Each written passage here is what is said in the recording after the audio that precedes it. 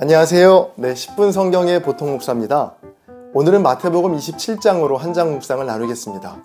혹시 마태복음 27장을 아직 읽지 않으셨다면 영상을 잠시 멈추고 보통 목사의 10분 통독에서 27장을 먼저 읽고 오세요. 마태복음 27장입니다.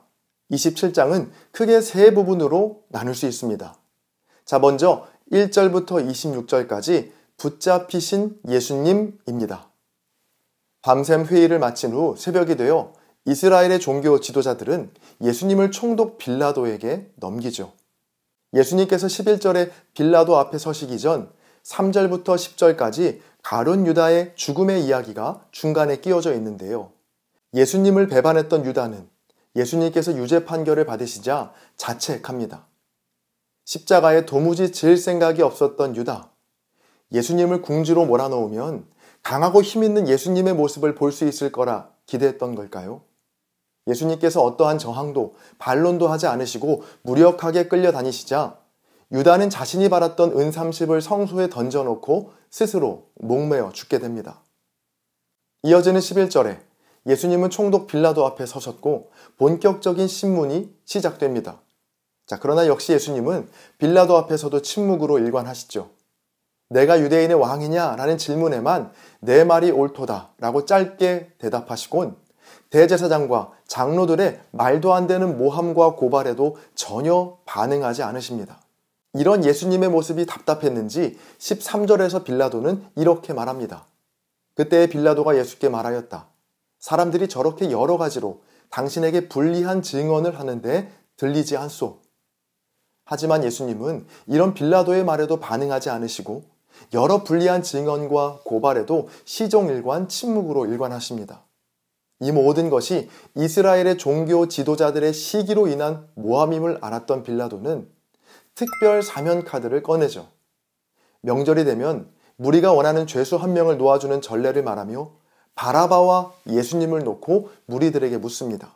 자, 이 바라바는 밀란 중에 살인을 했던 자로 마땅히 사형에 처해질 죄수였죠. 살인자 바라바와 아무런 죄가 없으신 예수님. 자, 그런데 무리들의 선택은 놀랍게도 바라바였습니다. 빌라도는 이런 이해할 수 없는 무리들의 선택에 23절에서 이렇게 반응하죠. 빌라도가 이르되 어찌미냐? 무슨 악한 일을 하였느냐? 무리들은 더욱 소리를 질러 예수님을 못 박으라고 외칩니다. 빌라도는 아내의 만류와 이 모든 것이 시기 때문에 이루어진 모함임을 알았음에도 예수님을 십자가에 못 박히게 넘겨줍니다. 자, 다음으로 27절부터 44절까지는 희롱당하시는 예수님입니다. 예수님은 총독의 군병들에게 옷 벗김을 당하시고 침뱉음과 무자비한 폭력을 당하시죠. 자, 희롱은 여기서 그치지 않습니다.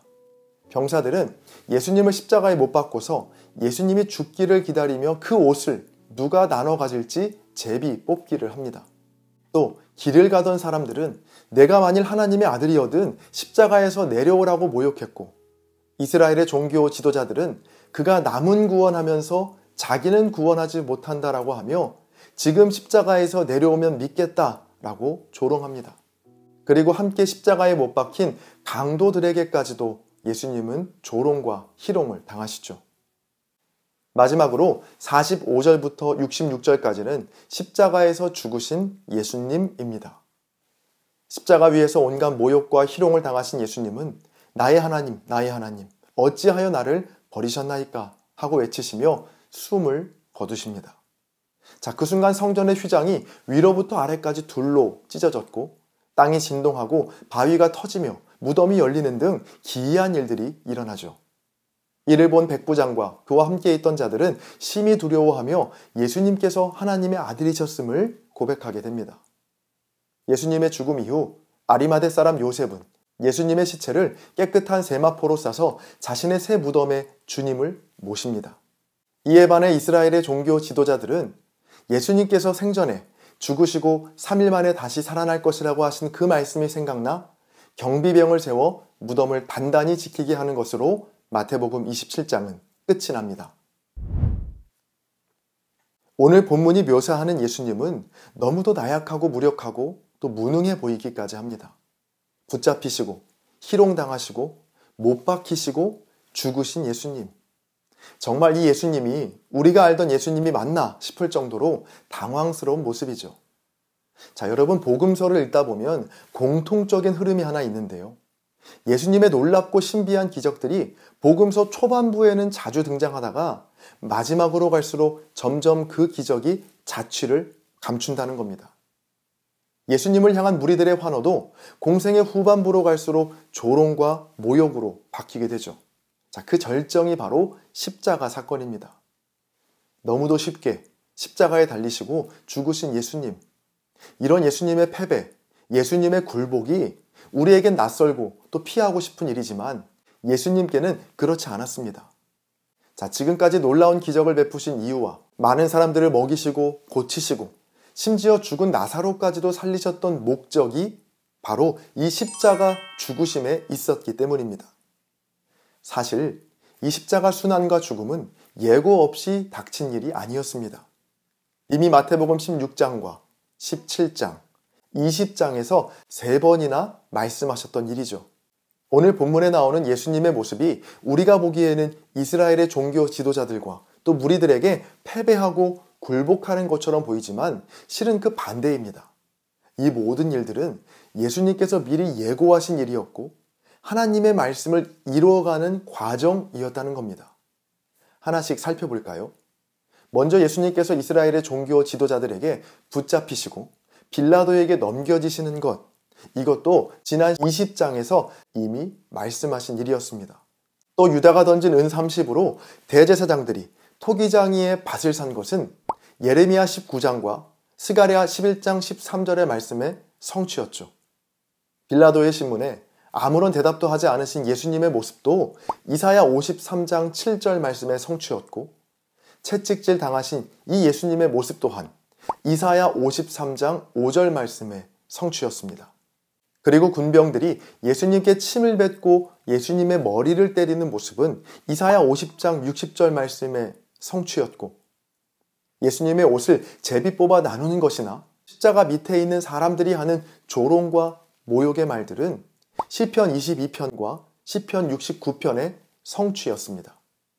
자, 그리고 34절에서 쓸개탄 포도주를 거부하시는 모습은 시편 69편 21절 말씀의 성취였고 다른 강도들과 함께 십자가에 매달리신 것 또한 이사야 53장 12절 말씀의 성취였습니다.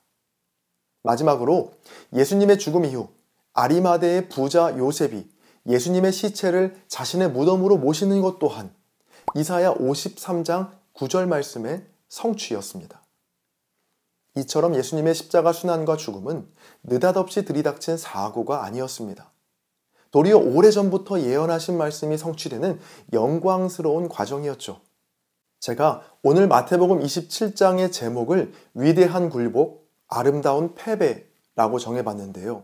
바로 말씀의 성취와 하나님의 뜻을 위한 굴복과 패배야말로 위대하고 아름다운 일이기 때문입니다. 여러분은 어떠신가요? 말씀 앞에서, 하나님의 뜻 앞에서 나의 뜻을 굴복시키고 패배를 감수했던 적이 있으신가요? 죽음을 넘어 부활을 살다 라는 책에 실린 송강호 박사의 글을 소개해드리겠습니다. 우리는 예수 그리스도와 의를 위해서 핍박받았던 그리스도인들의 생애와 죽음을 통해 감추어진 역사의 진실을 배워야 한다. 삶의 의미는 이기는 데 있는 것이 아니라 패배하는 데 있다. 한 번 혹은 몇 번의 패배로 물러나는 미완성의 패배가 아니라 어떤 시련과 절망도 좌절도 끝내 거부하고 끝없이 패배하는 삶을 한없이 긍정하면서 끝까지 포기하지 않는 삶이 우리의 운명이 되어야 한다. 나는 믿는다. 우리는 패배하고 신은 승리하며 우리는 죽지만 신은 우리를 다시 살려내신다는 진실을. 여러분, 세상은 우리를 성공과 영달의 자리만을 쫓게 만듭니다. 어떻게 하면 이 땅에서 손해보지 않고 살 수 있을까? 말씀과 또 하나님의 뜻에는 귀를 닫고 적당히 불의와 타협하여 내가 가진 재물과 자리를 지켜야 한다라고 우리를 유혹하죠. 그러나 주님은 우리를 위대한 굴복과 아름다운 패배의 자리로 부르십니다. 바로 십자가 순환과 죽음이죠. 하나님의 말씀과 뜻을 이루기 위해 수치와 손해와 모욕을 피하지 않을 때 바로 그곳에 부활과 영생의 주님이 함께 하실 줄 믿습니다. 지금은 댓글 작성 시간입니다. 오늘의 영상을 통해 아니면 여러분 각자의 묵상에서 발견한 은혜와 도전들을 댓글에 남겨주세요. 댓글에 적기가 부담스러우신 분들은 좋아요로 한 장 묵상에 동참해주세요. 여러분의 나눔이 누군가에겐 큰 위로와 도전이 될 수 있습니다. 찬양 들으시면서 댓글 남겨주시고요. 저는 다음 영상에서 뵙겠습니다. 감사합니다.